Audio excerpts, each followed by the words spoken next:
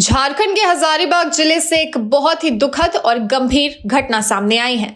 गुरुवार की देर रात अंगो थाना क्षेत्र के चुरचुक प्रखंड के गोंदवार गांव में एक भयानक घटना घटी, जिसने पूरे इलाके को हिलाकर रख दिया।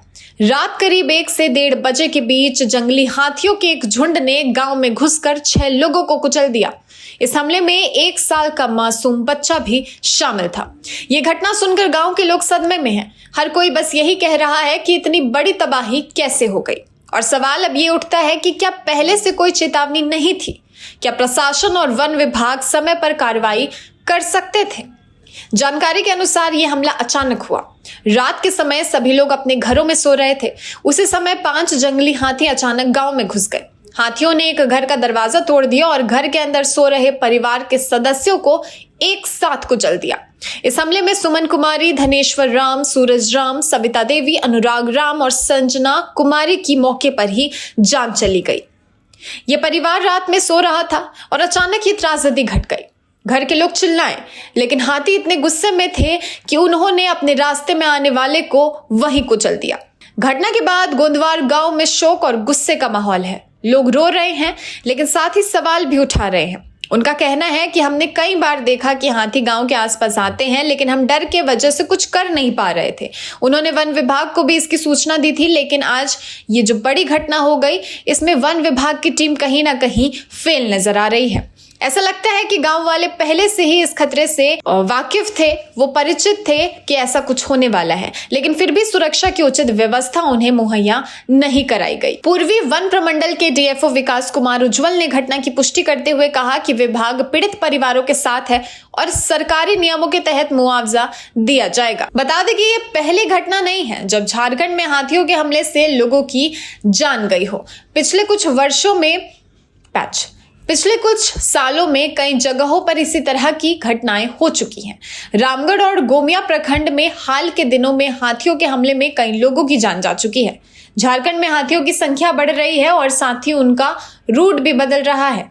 जंगलों के पास रहने वाले लोगों के लिए ये खतरा दिन ब दिन बढ़ता ही जा रहा है। पिछले दिनों भी कई बार ये देखा गया कि हाथी गांवों में आकर फसलों को नष्ट कर देते हैं, घरों के पास से गुजरते हैं और कभी कभी मानव जीवन तक को खतरे में डाल देते हैं।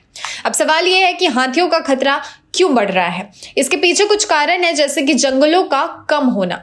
जंगल कटने से हाथियों को खाने पीने की जगह कम मिल रही है, इसलिए वो गांवों की ओर जा रहे हैं। दूसरा वजह यह हो सकता है कि मानव आधारित गतिविधियां, सड़क, बिजली लाइन और खेती के कारण हाथियों के रास्ते अब बदल रहे हैं।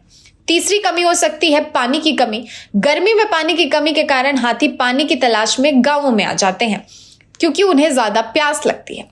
चौथा, हाथियों के रास्ते में बाधा आ रही है। कई जगहों पर हाथियों के पारंपरिक रास्ते बंद हो रहे हैं, जिससे वो गलती से गांव में घुस जा रहे हैं। लगातार हो रही इन घटनाओं से वन विभाग की तैयारियों और सुरक्षा उपायों पर सवाल उठ रहे हैं। गांव वाले पूछ रहे हैं कि जब हाथियों का झुंड पहले से आसपास घूम रहा था, तो अलर्ट जारी करने के साथ साथ क्या उपाय किए गए? क्या गांवों में समय पर जागरूकता अभियान चलाया गया? क्या रात में सुरक्षा के लिए पेट्रोलिंग की गई? क्या हाथियों के आने वाले रास्ते पर सुरक्षा व्यवस्था बनाई गई?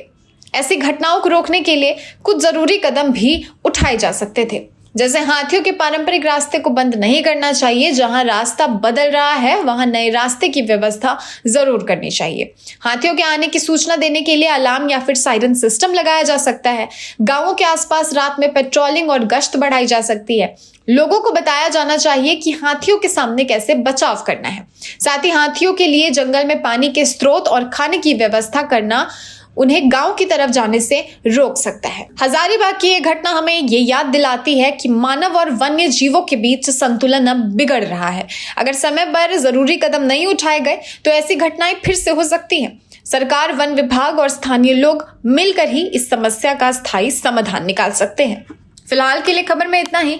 बने रहिए द न्यूज़ पोस्ट के साथ।